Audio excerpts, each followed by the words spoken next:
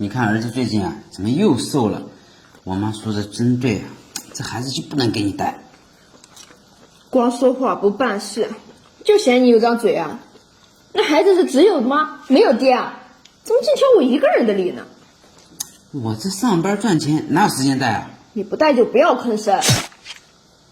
起夜喂奶的是我，擦屎擦尿的是我，吃喝拉撒全是我。那孩子带的好吗？是孩子听话，孩子带不好全怪我。那你是风油精变的呀？你们净说些风凉话。你什么你呀？我10月怀胎，经历99、80罹难，一朝分娩才当了这个妈。你们呢？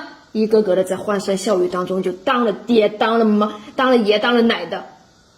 真是，我半夜起来喂奶的时候你们在哪儿呀？我抱着孩子去做饭的时候你们在哪儿呀？我崩溃的时候你们在哪儿呀？我告诉你，那孩子是上天赐给我的礼物，我会好好珍惜的。在这个世界上，就没有人比我更愿意让他健康快乐的成长。用不着你们在后边指指点点的，每天不做事不帮忙，净搞这些幺蛾子。